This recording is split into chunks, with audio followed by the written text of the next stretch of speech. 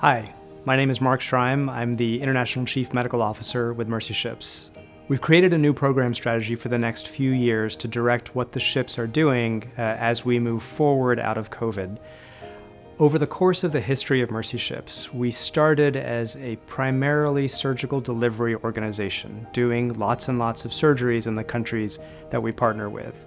And then gradually over the last decade or so, we've started to build a medical capacity building and training pillar to part of our platform. Over time, countries began asking for training and opportunities to work together with the teams on the ship. We wanted to create a lasting impact through supporting the health systems in our partner countries to address the long-term needs beyond the time that the ship is in country. Our new international program strategy is moving further in this direction. As we shift into this next season of Mercy Ships, we really are going to be digging into creating long-term impact, both in the direct medical services that we offer and also in the education, the training, and the advocacy. Many of the countries that we partner with have very few specialists within the surgical ecosystem. We know that to truly address that barrier to accessing safe, timely, and affordable surgery, there needs to be the people to provide it. Shifting our focus to formal education and training programs, partnering with universities and postgraduate training programs, and longer-term engagement allows us to work towards the outcome of increasing the number of specialist providers across the surgical ecosystem. Education, Training, and Advocacy, or ETA, is working closely together with Direct Medical Services, the hospital, to optimize our hospital ships as training platforms for residency and fellowship opportunities. With this education, training, and advocacy pillar, we want to move our organization towards longer and longer lasting impact, towards a partnership with the countries, an accompaniment with the countries that host us, an accompaniment of their health systems as their health systems develop. How do we move from optimizing for volume to optimizing for impact? And specifically, how do we measure impact?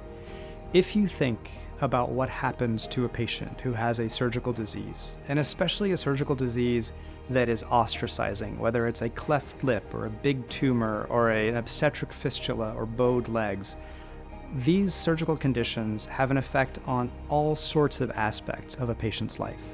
They have an effect on their health, obviously. If you've got a tumor growing off the side of your face, then your health is diminished. They also have an effect, as I alluded to, on an engagement with the community, on the engagement with the family, being able to get married, for example, on an ability to be an economically viable member of society, and fundamentally, the distribution of surgical disease and access to surgical care is a question of inequity. The vast majority of untreated surgical disease is in the countries in which we work. As we move forward to optimizing for impact on the patient side, on the direct medical services side, these are the sorts of measures, the sorts of metrics that we are going to be using to measure impact. I'll give you one way that we can measure the health effect that we have with our surgeries. Think about what a disease does to people. Diseases do two things to us. One, premature mortality. They can kill us early, so we lose years of life to premature mortality. But also, even if a disease doesn't kill somebody early, say you have a cleft lip or a tumor on the side of your face, you're living your life with a little bit of a decrement, a little bit of a decrease from perfect health. So over the course of your life, the disease is robbing from you years of perfect health. So when we do surgery, we restore to patients not just the years lost to potential premature mortality, but the years of healthy life that they would have lost with their disease.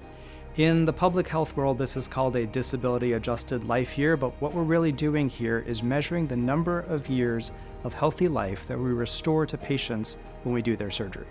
On the education, training, and advocacy side, it's similar.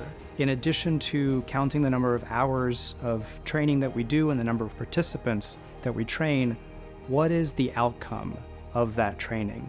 What changes in their practice? What changes in the health system and the workforce itself? And again, are we able to reach the most marginalized healthcare providers as we do that? We are developing outcome measures, determining how to collect the necessary data, and ensuring that as we plan and develop programs, that they work towards and contribute to our overall desired outcomes of increasing the number of surgical specialist providers, creating a network of encouraged and empowered providers, and reaching the marginalized healthcare worker.